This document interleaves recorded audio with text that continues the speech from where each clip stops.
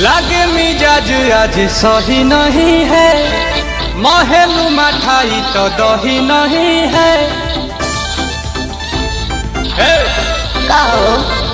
लागे मिजाज आज सही नहीं है, महलू मठाई तो दही